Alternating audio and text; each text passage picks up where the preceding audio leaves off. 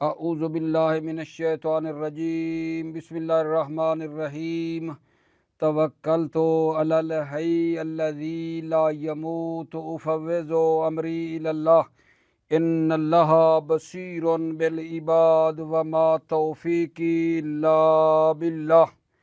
والکلام فی التجری یقع فی موضعین، الموضع الاول فی حکم نفس التجری وفیہ اقوال منہا استحقاق العقاب ومنہا عدم استحقاق العقاب ومنہا استحقاق العقاب الا اذا اعتقد تحریم واجب غیر مشروط بقصد القربۃ واتى به فلا يبعد عدم استحقاق العقاب وهو خیرۃ صاحب الفصول۔ توجہ فرمائی عزیزو، بحث ہماری تجری کے بارے میں چل رہی تھی۔ تجری کی لغوی اور اصطلاحی تعریف آپ بھائیوں کی خدمت میں بیان کی، اور انقیاد کی لغوی اور اصطلاحی تعریف بھی بیان کی تھی۔ انقیاد تجری کے مقابلے میں ہے، اس کو بھی بیان کیا تھا۔ بھلا کیا تھا؟ آپ بھائیوں کے ذہن میں ہوگی بات یقیناً۔ تجری کیا تھی؟ تجری لغت میں جرأت کا اظہار کرنا، مولا پر جرأت کا اظہار کرنا۔ اگر مولا کہے کہ یہ چیز حرام ہے، لیکن وہ بندہ جو ہے اس حرام کو انجام دے دے، حرام کو انجام دے دے، اس میں فرق نہیں ہے کہ واقع میں بھی وہ حرام ہو یا واقع میں وہ حرام نہ ہو۔ مثلاً شراب حرام تھی، اس کو پیا لیکن وہ پانی نکل آیا، یہ کیا کہلاتی ہے؟ تجری۔ تجری دلیل معتبر کے خلاف اقدام کرنا، دلیل معتبر کے خلاف اقدام کرنے کا نام تجری ہے۔ تجری اصطلاحی کیا تھی؟ یہی تھی کہ دلیل معتبر کے خلاف اقدام کرنا، دلیل معتبر کی مخالفت کرنا، اس شرط کے ساتھ کہ وہ دلیل معتبر واقع کے مطابق بھی نہ ہو، یہ تجری تھی۔ آج ہم نے آپ کی خدمت میں یہ بیان کرنا ہے کہ یہ جو تجری ہے، خود نفس تجری، اس کا کیا حکم ہے؟ اور دوسری بحث یہ کرنی ہے آپ کی خدمت میں کہ وہ فعل متجربے کا کیا حکم ہے۔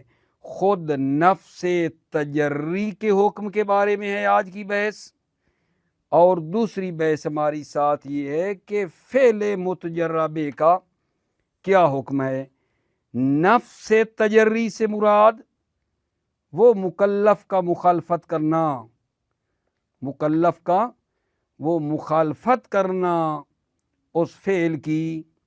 یہ جو مولا کی اس بندے نے مخالفت کی ہے، مکلف نے مخالفت کی ہے، یعنی ایک مائع تھا، اس کو اس نے شراب کی نیت سے پیا، شراب سمجھ کر پیا، لیکن واقع میں پانی نکلا۔ اس نے تو تجری کی نا، اس نے تو مولا کے خلاف تجری کی۔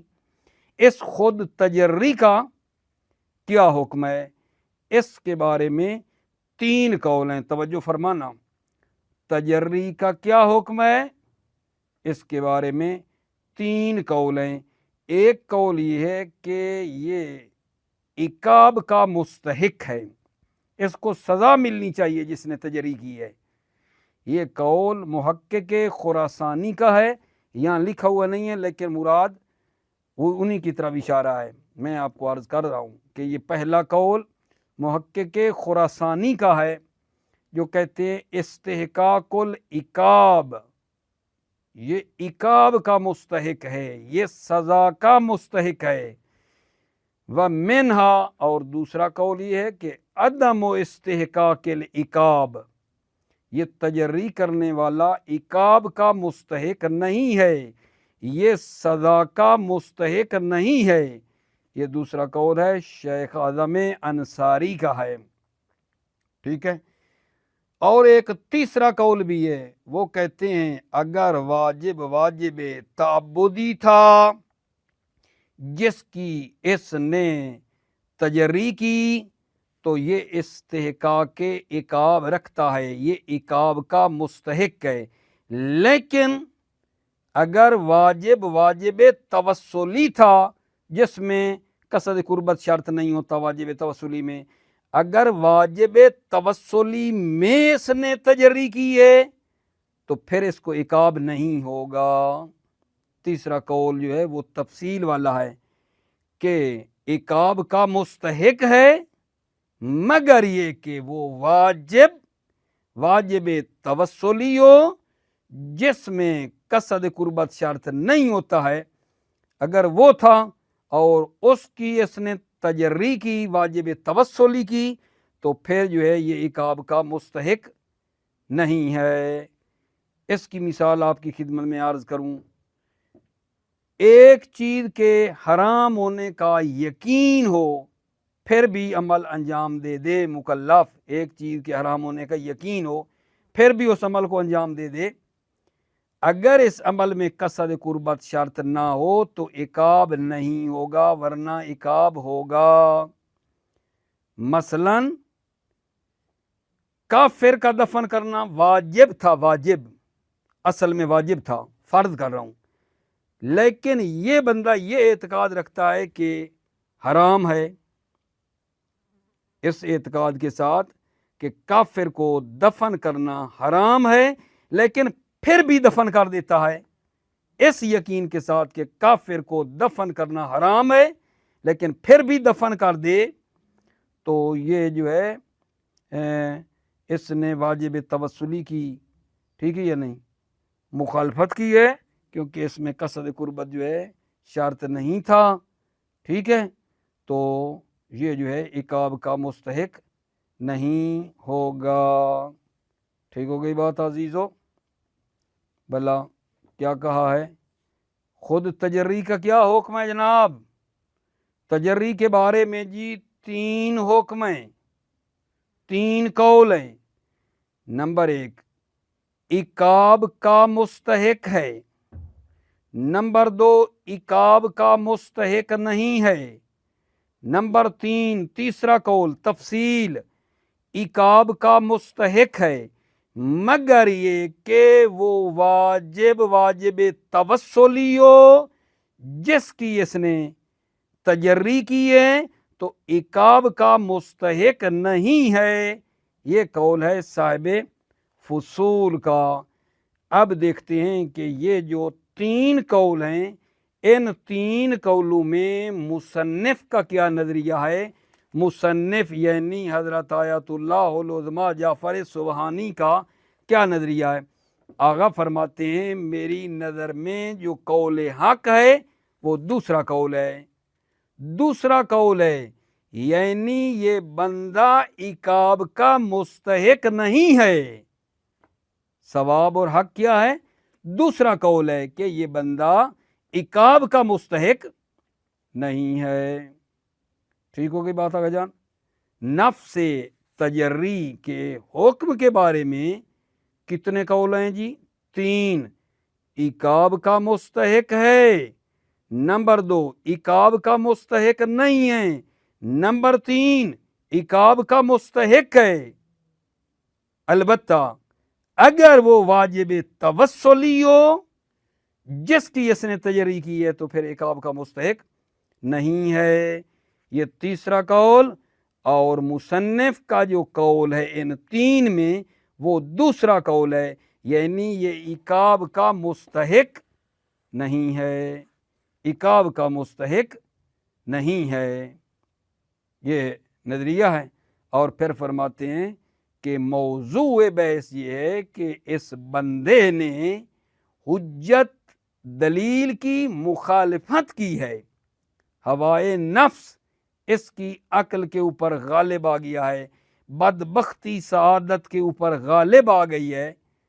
ہو سکتا ہے کہ جب یہ دلیل کی مخالفت کر رہا ہو تو ڈرتا بھی ہو, خوف بھی اس کے اوپر ہے, لیکن ہوائے نفس کا اس کے اوپر غلبہ آیا اور اس نے یہ حرکت کی ہے, یعنی مولا کے خلاف یہ جرأت کی ہے, مولا کی بات نہیں مانی, حکم کی مخالفت کی ہے, دلیل کی نہیں مانی, دلیل کی مخالفت کی ہے, حجت عقلیہ کی جو اس نے مخالفت کی ہے, اس لیے کہ اس پر ہوائے نفس کا غلبہ ہو گیا تھا, بدبختی سعادت پر غالب آ گئی تھی.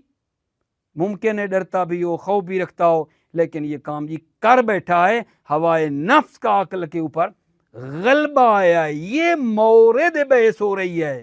ورنہ اگر کوئی کہے دوسرے عناوین کہ جی اس نے مخالفت کی ہے اس لیے حد کے حرمت مولا کی ہے, مولا کے خلاف سرکشی کی ہے, مولا کے خلاف جو ہے ایک قسم کا مقابلے میں آ کر کہا ہے کہ میں بھی کوئی چیز ہوں اور میں مخالفت کر رہا ہوں, حد کے حرمت کر رہا ہوں, سرکشی کر رہا ہوں, طغیان سرکشی کا علم بلند کر رہا ہوں تیرے خلاف. یہاں اس جگہ پہ وہ باتیں نہیں ہیں. ورنہ اگر یہ عناوین ہوں, حد کے حرمت مولا کے لیے کیا ہو, طغیان اور سرکشی کا علم بلند کیا ہو, تو یہ بندہ عقاب کا مستحق ہے. ہماری بات ان عناوین میں نہیں ہے, ٹھیک ہے نا, کہ اس نے حد کی حرمت مولا کی ہے, سرکشی کی ہے. جناب یہ سارے عناوین حد کی حرمت والے, سرکشی والے, اور یہ کہنا کہ انا رجل, میں بھی ایک مرد ہوں, تیرے مقابلے میں یہ انجام نہیں دیتا, نہ یہ باتیں نہیں ہیں. بلکہ وہ ٹھیک ہے, یہ اللہ کا بندہ جو تھا اس نے اس دلیل جو کہہ رہی تھی اس کی مخالفت کی ہے. دلیل کہتی تھی حرام, لیکن اس نے پھر بھی انجام دے دیا. وجہ ہوائے نفس کا غلبہ آ گیا عقل پہ, بدبختی جو ہے وہ چھا گئی اس کے اوپر. یہ چیزیں ہیں, یہ ہم اس کی بات کر رہے ہیں بھائیو. پس نتیجہ یہ لیتے ہیں کہ جو تجری ہے اس کا کیا حکم ہے؟ 3 قولوں میں جو مصنف نے پسند کیا وہ یہ ہے کہ یہ بندہ عقاب کا مستحق نہیں ہے. ہاں تجری یہ بتاتی ہے کہ اس کا ایمان ضعیف ہے, اس کا ایمان ضعیف ہے, مذمت کا مستحق ہے, لیکن مطلب اس کو عقاب نہیں کیا جائے گا. توجہ فرما لی آپ نے عزیزو. یہ کس کے بارے میں تھا جناب؟ یہ خود نفس تجریح کا آپ کو حکم بتایا. بھلا آپ کیا سمجھے جناب؟ کیا بات ہوئی جناب؟ ہم نے اس درس سے پیچھے تجری کی لغوی تعریف کی تھی, تجری کی اصطلاحی تعریف, انقیاد کا لغوی معنی, اصطلاحی معنی بیان کر دیا تھا. اور آج جو پھر بحث شروع ہوئی ہے وہ یہ ہے کہ تجری کے بارے میں ہم 2 مقام پر گفتگو کرنا چاہتے ہیں. تجری کے بارے میں پہلا مقام یہ ہے کہ خود تجری کا کیا حکم ہے, نفس تجری کا کیا حکم ہے, اور دوسرا مقام یہ ہے کہ فعل متجرہ بے کا کیا حکم ہے. ممکن ہے سوال پیدا ہو یہ تجری اور فعل متجرہ بے میں کیا فرق ہے جی, کہ آپ 2 بحثیں کر رہے ہیں. تجری مکلف کا مخالفت کرنا ہے, فعل متجرہ بے وہ فعل ہے جو اس نے انجام دیا ہے. خارج میں جو اس نے فعل کیا, ایک مائع تھا اس کو پیا, وہ جو مائع تھا اس کو اس نے پیا شراب سمجھ کر, لیکن پانی نکلا. ہم یہ اس فعل خارجی کی بھی بات کریں گے کہ اس مائع جو پیا اس کا کیا حکم ہے. ٹھیک ہے, ایک خود اس کی مخالفت کرنا ہے وہ تجری, ایک اس فعل متجرہ بے جو باہر ہوا جو اس نے کام کیا اس کا کیا حکم ہے. ٹھیک ہے, تو پہلا موضوع تو انشاءاللہ میری بات پہنچ گئی ہوگی آپ بھائیوں کی خدمت میں. تجری کا کیا حکم ہے؟ کتنے قول جناب بولو؟ 3 قول ہیں. پہلا قول عقاب کا مستحق ہے, دوسرا قول عقاب کا مستحق نہیں ہے, تیسرا قول تفصیل میں یہ عبارتیں مختلف لاتا ہوں، بعض بچوں کے ذہن میں شاید آتا ہو کہ پہلے کوئی اور بات کر گئے ہیں، ابھی کوئی اور کر رہے ہیں، اور سمجھانے کے لیے عبارتیں چینج کرتا ہوں، مطلب ایک ہے۔ تیسرا قول تفصیل والا ہے۔ تفصیل والا کیا ہے جی؟ اگر واجب تعبدی ہے، عقاب کا مستحق ہے جس میں تجری کی ہے، لیکن اگر واجب توسلی تھا، تجری کی، عذاب اور سزا کا مستحق نہیں ہے۔ واجب تعبدی کیا ہے؟ جس میں قصد قربت کرنا پڑتا ہے۔ واجب توسلی وہ ہے جس میں قصد قربت کی ضرورت نہیں ہے۔ سوال، ان تین اقوال میں سے مصنف کا کیا نظریہ ہے جناب؟ جواب، ان تین اقوال میں سے مصنف کا دوسرا قول ہے کہ یعنی یہ بندہ عقاب کا مستحق نہیں ہے۔ یہ بندہ کون سا بندہ ہے؟ یہ تجری کرنے والا، یہ تجری کرنے والا، یہ مخالفت کرنے والا، یہ عقاب کا مستحق نہیں ہے۔ ٹھیک ہوگی بات عزیزو؟ اس کے بعد ہماری جو اگلی بحث ہے اور دوسرا مقام ہے وہ یہ ہے کہ فعل متجرہ بہ کا کیا حکم ہے۔ فعل متجرہ بہ یعنی وہ عمل جو اس نے انجام دیا، اس کا کیا حکم ہے؟ تو سوال، کیا وہ فعل متجرہ بہ، وہ عمل خارجی، وہ مائع جس کو شراب سمجھ کر پیا لیکن پانی نکلا، وہ عمل جو اس نے کیا، باہر والا فعل، کیا وہ کبھی ہے یا کبھی نہیں ہے؟ کیا وہ حرام ہے یا حرام نہیں ہے؟ بحث ہوگی اس فعل کے بارے میں، خارجی فعل کے بارے میں، کہ کیا وہ کبھی ہے یا کبھی نہیں ہے، کیا حرام ہے یا حرام نہیں ہے؟ جواب عرض خدمت ہے پہلا کہ کبھی نہیں ہے اور حرام بھی نہیں ہے۔ نہ کبھی ہے نہ حرام ہے۔ فعل متجرہ بہ نہ کبھی ہے نہ حرام ہے۔ کبھی کیوں نہیں ہے؟ اس لیے کہ حسن اور قب جو چیزوں پہ آتا ہے وہ اس کے ملا کے واقعی پہ آتا ہے، ٹھیک ہے؟ اور فرض یہ ہے کہ یہ فعل متجرہ بہ جس پر اس نے جرأت کی ہے، یہ پانی پیا، اس نے شراب نہیں پی۔ کوب آنا تھا، کس پہ آنا تھا؟ واقعاً شراب نکلتی۔ حسن و کوب جو ہے اس چیز کے ملا کے واقعی پہ آتا ہے کہ واقعاً وہ شراب ہو، لیکن فرض ہمارا یہ ہے کہ اس نے جو کام کیا وہ تو پانی پیا ہے۔ فعل متجرہ بہ واقع میں تو جو ہے شراب نہیں نکلی نا، پانی نکلا ہے، لہذا کبھی نہیں ہے۔ اور دوسری بات جو کرنی ہے کہ حرام ہے یا حرام نہیں ہے، یہ فعل متجرہ بہ حرام ہے یا حرام نہیں ہے؟ کہتے ہیں کہ حرام بھی نہیں ہے، کیونکہ جو حرام ہے وہ شرب الخمر ہے، اور فرض یہ ہے کہ اس نے پانی پیا ہے۔ توجہ فرمائی؟ حرام بھی نہیں ہے، یہ فعل متجرہ بہ حرام بھی نہیں ہے۔ دلیل، چونکہ جو حرام ہے وہ شرب الخمر ہے، وہ شرب الخمر ہے، اور فرض یہ ہے کہ اس نے پانی پیا ہے، اس نے شراب نہیں پی ہے، لہذا جناب عالی جو ہے کوئی مسئلہ نہیں ہے۔ حرام جو ہے وہ شرب الخمر ہے، اور فرض یہ ہے کہ اس نے پانی پیا ہے، لہذا حرام بھی نہیں ہے۔ ٹھیک ہو گئی عزیزو بات؟ تھوڑا تکرار کیا، امید ہے آپ ناراض نہیں ہوں گے کہ اتنا تکرار کر ڈالا، اللہ کرے بات بھی پہنچی ہو۔ بسم اللہ توکلت علی اللہ حسبی اللہ۔ والکلام فی التجری یقع فی موضعین، کلام اور گفتگو تجری میں دو موضع میں واقع ہوئی ہے۔ الموضع الاول فی حکم نفس التجری، موضع اول، مقام اول حکم نفس تجری کے بارے میں ہے، خود تجری کے بارے میں ہے۔ وفیہ اقوال، فیہ اس خود تجری کے بارے میں اقوال ہیں۔ منہا استحقاق العقاب، منہا ان اقوال میں سے کیا ہے؟ عقاب کا مستحق ہے، یہ قول کس سے؟ محقق خراسانی۔ و منہا، ان اقوال میں سے کیا ہے؟ عدم و استحقاق العقاب، عقاب کا مستحق نہیں ہے۔ یہ کس کا قول ہے جی؟ شیخ اعظم انصاری۔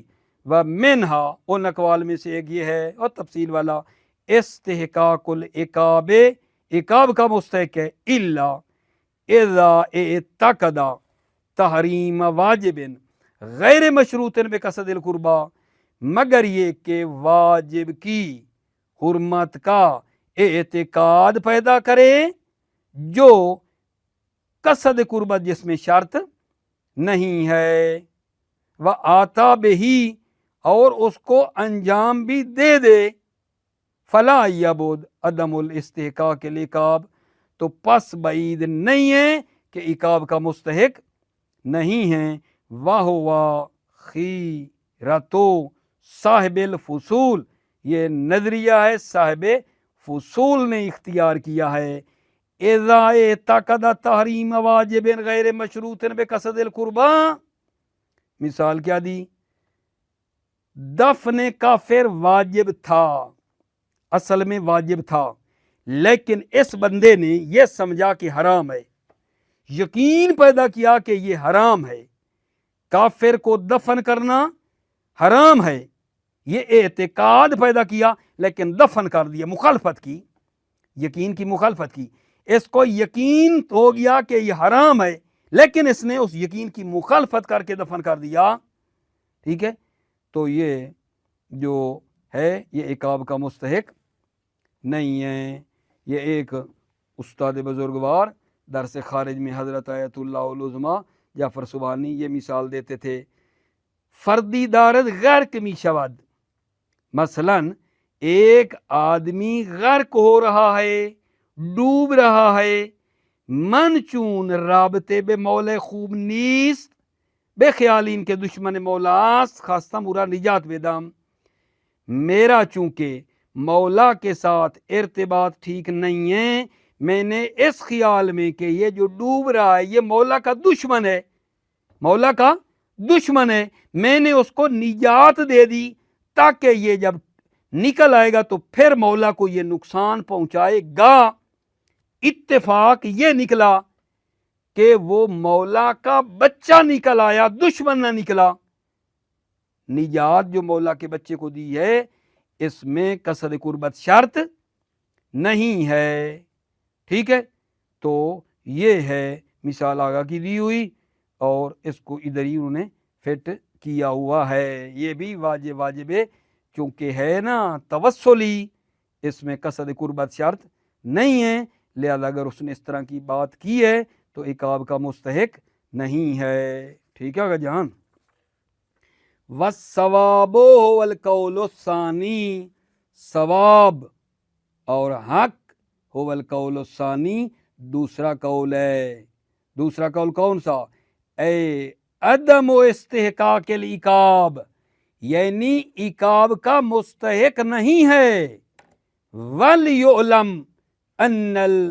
ان موضوع البعث هو مخالفت الحجت العقلیت، وَلْيُعْلَمْ معلوم ہوا کہ موضوع بحث مخالفت حجت عقلیہ ہے، حجت عقلیہ کی مخالفت کرنا ہے، کیوں؟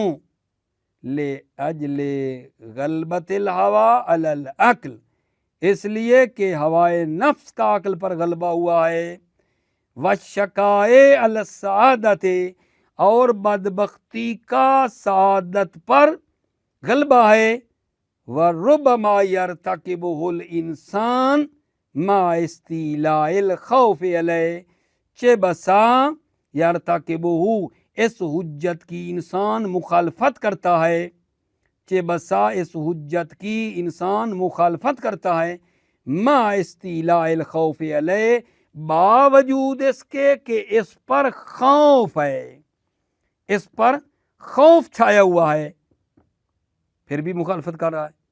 وَأَمَّا ذَمُّ عَنَاوِينِ أُخَرَ عَلَيْهِ مِنَ الْحَتْكِ وَالتَّمَرُّدِ وَالرَّفْعِ عَلَمِ الطُّغْيَانِ فجمیعها اجنبیۃ عن المقام، اما دوسرے عناوین کا ضمیمہ کرنا جیسے حد کے حرمت مولا ہے، سرکشی ہے، طغیان کا علم بلند کرنا ہے، یہ سارے عناوین فجمیعها اجنبیۃ عن المقام، فجمیعها یہ سارے عناوین، حد کے حرمت، تمرد، رفع علم طغیان، یہ سارے اجنبیۃ عن المقام، یہ اجنبی ہیں اس مقام تجری سے۔ تجری میں یہ بندہ حد کے حرمت نہیں کر رہا، سرکشی نہیں کر رہا، اللہ کے مقابلے میں انا رجل نہیں کہہ رہا۔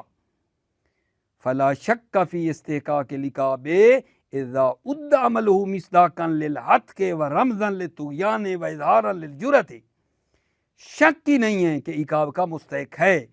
اذا اد عملہ، جب اس مکلف کا عمل مصداق حد کے حرمت ہو، رمز ہو طغیان کا، و اظہارا للجرأۃ اور اظہار جرأت کر رہا ہو، الی غیر ذالک من العناوین المقبحہ، اس کے علاوہ یعنی حد کے حرمت، رمز، اظہار جرأت، ان عناوین کے علاوہ جو عناوین مقبح ہیں وہ بھی اسی طرح ہیں، الی غیر ذالک، ان کے علاوہ بھی من العناوین المقبحہ، عناوین جو کبھی ہیں وہ بھی اس میں شامل ہیں، اگر وہ کرے گا تو پھر سزا ہوگی۔ نعم ان التجری یکشف عن ضعف الایمان، جی ہاں تجری ضعف ایمان کو کشف کرتی ہے۔ فیستحق اللوم والذم لا العقاب، پس یہ آدمی لوم والذم، ملامت اور مذمت کا مستحق ہے، لا العقاب، عقاب کا مستحق نہیں ہے، ملامت کا مستحق ہے۔ الموضع الثانی، دوسرا موضع میرے بچے کس میں ہے؟ فی حکم الفعل المتجرہ بہ، فعل متجرہ بہ کے حکم کے بارے میں ہے۔ فعل متجرہ بہ یعنی یہ عمل کا کیا حکم ہے؟ ایک مائع پڑی تھی اور اس کو یقین ہو گیا مکلف کو کہ یہ شراب ہے، اس نے وہ شراب سمجھ کر پی لی، حالانکہ یقین تھا، بعد میں پانی نکلا۔ اب یہ جو اس نے پیا ہے شراب سمجھ کر، ٹھیک ہے پانی نکلا، یہ متجرہ بہ، یہ فعل خارجی، اس کا کیا حکم ہے؟ کبھی ہے کبھی نہیں ہے، حرام ہے حرام نہیں ہے۔ ہم نے دونوں کا نتیجہ دے دیا آپ کو کہ نہ یہ کبھی ہے نہ یہ حرام ہے، کیونکہ قب اور حرمت ملا کے واقعی پہ آتی ہیں۔ واقعاً وہ حرام ہوتا، واقعاً اگر وہ شراب ہوتی جس کو پیا تھا تو کبھی بھی تھا، حرام تھا، لیکن نتیجہ یہاں کچھ اور ہے، یہ تو پانی نکلا ہے۔ الموضع الثانی فی حکم الفعل المتجرہ بہ، دوسرا مقام حکم فعل متجرہ بہ کے بارے میں ہے۔ والکلام فی تارتن من حیث کونہ کبھیا و اخری من جہت الحرمت شرعیہ، گفتگو اس میں کبھی کبھی اس لحاظ سے کہ یہ کبھی ہے اور دوسری اس لحاظ سے کہ حرمت شرعی ہے یا نہیں ہے۔ اما الاولو، اول یعنی کبھی ہے یا نہیں، اول کا اشارہ کبھی، فہو منتفن قطعاً، تو یہ قطعاً منتفی ہے، یہ کبھی نہیں ہے۔ فہو یہ فعل منتفن قطعاً، قطعاً کبھی نہیں ہے۔ کیوں کبھی نہیں ہے جناب؟ لِأَنَّ الْحُسْنَ وَالْقُبْحَ یعرضان علی الشیء بالملاک الواقعی فیہ، اس لیے کہ حسن اور قبح عارض ہوتے ہیں ایک چیز پر بالملاک الواقعی فیہ، جو اس میں ملاک واقعی ہے، ملاک واقعی پر حسن و قبح عارض ہوتے ہیں۔ والمفروض ان الفعل المتجرہ بہ ہوا شرب الماء، اور فرض یہاں یہ ہے کہ فعل متجرہ بہ جو ہے وہ کیا تھا؟ ہوا شرب الماء، پانی پیا ہے، وہوا فاقد لملاک القبح، وہوا یہ پانی کا پینا، یہ شرب الماء فاقد ملاک قبح ہے۔ ملاک قبح کیا تھا؟ شراب ہوتی، لیکن یہ پانی نکلا، پس کبھی نہیں ہے۔ وَأَمَّا الثَّانِي، ثانی یہ فعل متجرہ حرام ہے یا حرام نہیں ہے؟ حرمت کے بارے میں جی، فلا دلیل علی الحرمت، حرمت پر بھی دلیل نہیں ہے. کیوں جی؟ لِأَنَّ الْحَرَامَ هُوَ شُرْبُ الْخَمْرِ، اس لیے کہ حرام شرب خمر ہے، خمر کا پینا حرام ہے، شراب کا پینا حرام ہے. والمفروض انہ شرب الماء، اور فرض یہ ہے کہ اس نے پانی پیا ہے، شراب نہیں پی. ولیس ہناک دلیل یدل علی ان شرب ما یقطع الشارب بکونہ خمرا حرام. لیس ہناک دلیل، وہاں دلیل نہیں ہے جو دلالت کرے کہ ایسی چیز کا پینا شرب ما یقطع الشارب، پینے والے شارب کو جس پر یقین ہے کہ یہ خمر ہے، جس پر یقین ہے کہ یہ خمر ہے لیکن وہ ہو نہیں، اس پر دلیل نہیں ہے کہ یہ حرام ہے، یہ دلیل نہیں ہے. وَلَيْسَ هُنَاكَ دلیل، کوئی دلیل نہیں ہے یدل علی ان شرب ما یقطع الشارب بکونہ خمرا حرام، کہ وہ چیز جس پر شارب کو یقین ہے کہ یہ خمر ہے اس کا پینا حرام ہے، کوئی دلیل نہیں ہے. وَذَلِكَ لِأَنَّ الْحُرْمَةَ تتعلق بواقع الموضوعات لا الموضوع المقطوع به، اس لیے کہ حرمت کا تعلق واقع موضوعات پر آتا ہے. حرمت کا تعلق کس پہ ہے؟ بواقع الموضوعات، واقع موضوعات پر حرمت کا تعلق ہے. واقع موضوعات یعنی خمر ہو، واقع میں بھی وہ خمر ہو تو حرام ہوتی نا. حرمت لِأَنَّ الْحُرْمَةَ تَتَعَلَّقُ، اس لیے کہ حرمت تعلق پکڑتی ہے بے واقع الموضوعات، واقع موضوعات پہ آتی ہے حرمت کا تعلق، یعنی واقع میں وہ خمر ہوتی تو حرام ہوتی. للموضوع المقطوع بہ، نہ وہ موضوع جو مقطوع بہ ہے، نہ موضوع جو مقطوع بہ ہے. یعنی کیا؟ یعنی یہ قط ہے کہ یہ شراب ہے لیکن واقع میں پانی ہے، اس پہ نہیں. للموضوع المقطوع بہ، حرمت موضوع جس پر قط ہے کہ یہ شراب ہے لیکن پانی نکلا، اس پہ نہیں ہے. فَبِذَلِكَ ظَهَرَ عَدَمُ حُرْمَةِ التَّجَرِّي وَلَا الْمُتَجَرَّى بِهِ، پس ظاہر ہوا تجری بھی حرام نہیں ہے اور متجرہ بہ بھی حرام نہیں ہے. غایت الامر ان الفاعل یستحق الذم، زیادہ سے زیادہ یہ ہے کہ فاعل ذم کا مستحق ہے. کیوں؟ لأن عملہ یکشف عن سوء سریرتہ، اس لیے کہ اس کا عمل جو ہے کشف کرتا ہے کہ اس کا باطن بد ہے، اس کا عمل کشف کرتا ہے عن سوء سریرتہ، کہ اس کا باطن ٹھیک نہیں ہے. کلیئر ہو گئی عزیزو بات؟ بہت تکرار کی یہ بحثیں آپ کی خدمت میں. ٹاپک کل سے ہمارا چلا تھا تجری، تجری کا لغوی معنی، اصطلاحی معنی، انقیاد کا لغوی اصطلاحی، اور آج کے درس میں تجری کے 2 مقام پہ بحث ہو گئی. خود تجری کا کیا حکم ہے اس کے بارے میں 3 قول تھے. مصنف کا نظریہ یہ تھا عقاب کا مستحق نہیں ہے. دوسرا حکم پڑا فعل متجرہ بہ کا، کہ کیا یہ کبھی ہے یا کبھی نہیں ہے، حرام ہے یا حرام نہیں ہے.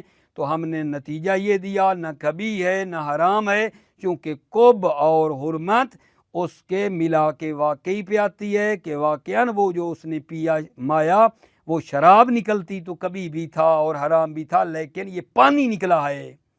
ٹھیک ہے، تو یہ نہ کبھی ہے نہ حرام ہے. نتیجہ یہ نکلا میری بحث کا. موفق معید رہو، سلامت رہو عزیزو. السلام علیکم ورحمۃ اللہ وبرکاتہ.